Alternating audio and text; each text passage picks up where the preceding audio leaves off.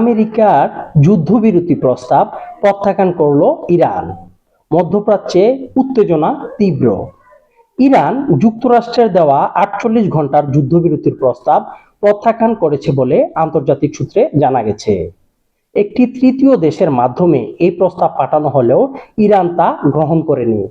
গত ২৮ ফেব্রুয়ারি থেকে যুক্তরাষ্ট্র ও ইসরায়েল যৌথভাবে ইরানের বিভিন্ন স্থানে হামলা চালিয়ে আসছে। এত গুরুত্বপূর্ণ অবকাঠামো ক্ষতিগ্রস্ত হয়েছে বলে জানা গেছে। এর জবাবে ইরান ও ইসরায়েল এবং মধ্যপ্রাচ্যে থাকা মার্কিন সামরিক ঘাঁটিগুলোতে পাল্টা হামলা চালাচ্ছে। ফলে পরিস্থিতি দিন দিন আরো উত্তপ্ত হয়ে উঠছে।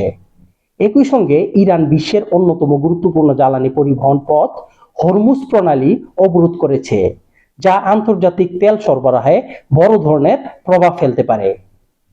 এদিকে ডোনাল্ড ট্রাম্প জানিয়েছেন, সমঝোতা না হলে কয়েক সপ্তাহের মধ্যে সামরিক অভিযান শেষ করা হবে।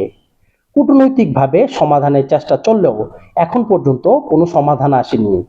বিশ্লেষকদের মতে এই উত্তেজনা দ্রুত কমানো না গেলে তা বৃহত্তর সংঘাতে রূপ নিতে পারে এবং বিশ্ব অর্থনীতিতেও এর নেতিবাচক প্রভাব পড়বে।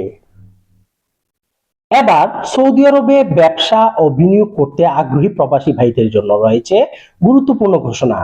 যারা সৌদি আরবে ইনভেস্টর লাইসেন্স, কমার্শিয়াল লাইসেন্স ও ইন্টারন্যাশনাল লাইসেন্স নিতে চান, তারা অতি দ্রুত আমাদের রিয়াদ অফিসে যোগাযোগ করুন 0530759397 এই নম্বরে।